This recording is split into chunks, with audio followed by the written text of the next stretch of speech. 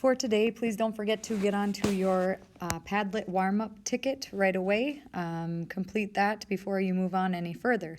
In this first slide, this is an incomplete image, and I am going to display the completed image twice for a few seconds each time. Your job is to complete the image on your copy of this piece of paper in your workbooks. On page 29.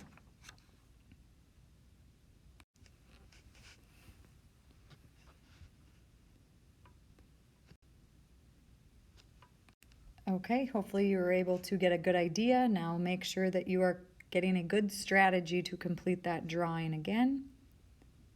And I will show it to you one more time.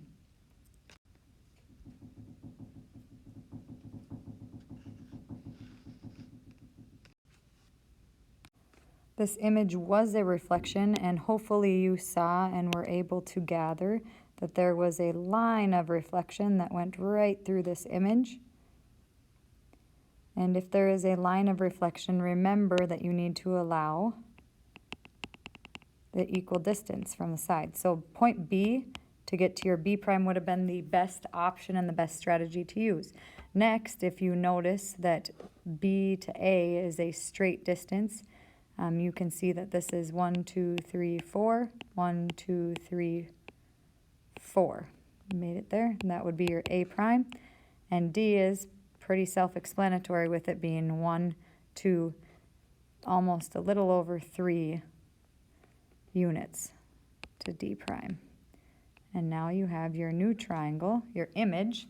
Remember this from yesterday, this is considered your image, and this is your pre-image. The idea behind this was that you were able to find a strategy that would get you there the quickest. In this next image, we worked with partners in class to describe the image of this triangle after a certain transformation. Many of the transformations we've been working with, which are reflection, rotation, and translation, oftentimes confused with transformation. Translation moves it left, right, up, down. Reflection is reflected over a line, and rotation is about a point. When we describe these things, we have to be very specific. If I told you to rotate this triangle, you would have a hard time doing anything because you'd have more questions. What point do I rotate it around? How many degrees? Which direction? Counterclockwise or clockwise? If I said, I want you to reflect this, you would have more questions. What's my line of reflection, Mrs. Clorn? Okay, if I asked you to translate this, you would say, which direction? Okay, so there's always going to be questions that come up when you're transforming an object. Just make sure that you're very specific in your direction whenever you're giving or writing these directions. For this image right here, we have two doves facing each other. I want to be able to get dove number 1 onto dove number 2. That's our image. Okay, just some more vocabulary from yesterday, and this over here is our pre-image. How would we do so? You can go ahead and pause your video. That's right, it would take more than one transformation. Okay, when we're doing or completing more than one transformation, we call it a sequence of transformation. In this case, there are different ways that you could think of your transformations. In as little moves as possible, I am going to move my bird up. I'm going to draw a line of reflection, attempt to get it right down the middle, and then I would take, and as soon as these were at the same level, I would reflect over the line of reflection. In your next activity that you had to complete in class today, here are some figures on your isometric grid we talked about yesterday in class.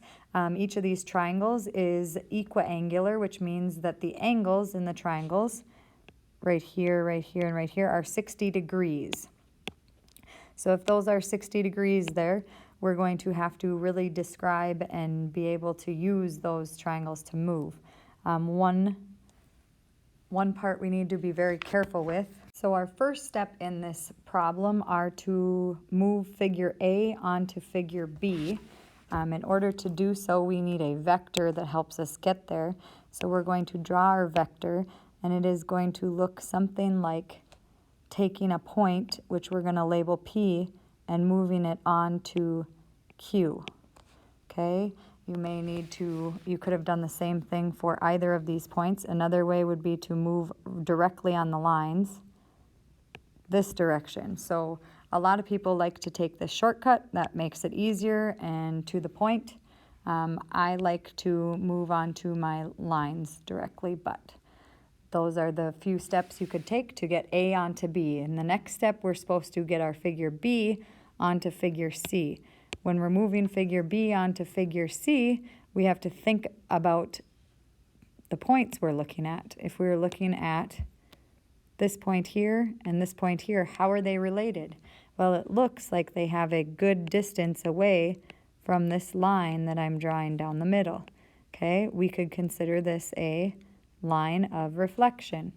And once we look at that line of reflection, we can see that this is reflected here, this is reflected here,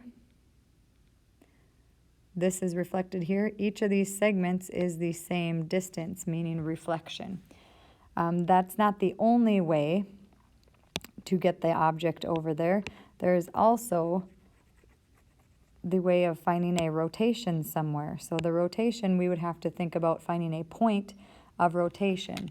Now the point that I see that would get us to rotate would be right here. This is point R. If we rotate clockwise about point R, which is our center of rotation, we will end up on figure C. So you can see there's not always just one way to complete a problem. Imagine that. Into our next experience here, we have our synthesis. So if you want to describe a translation, what important information do you need? We need to know up, down, right, or left. Okay, we have to know the direction. And if we don't know the direction, we cannot perform a transformation. If we want to describe a rotation, what important information do I need to include? I need to know the angle, whether it's 90 degrees, 180 degrees. I need to know the center of rotation. And I also need to know the direction. So whether it's counterclockwise, clockwise, anything like that. If you want to describe a reflection, the important piece of information I need is the line of reflection. Once I know that, and I know where that's located, I'm able to complete my reflection. The word transformation means that we're taking an object and moving it somewhere else. So it's transforming into something new.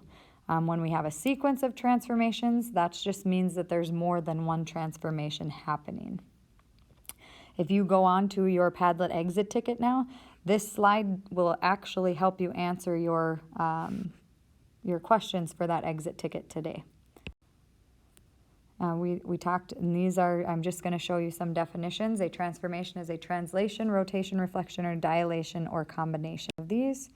And the sequence is a set of translations, rotations, reflections, and dilations performed in a particular order on a geometric figure. The learning targets we achieved today, I can use the terms translation, rotation, and reflection to precisely describe transformations. You may still be working on this skill, and we're going to have to work on the descriptions, but make sure you're prepared to be able to explain what's happening in an image.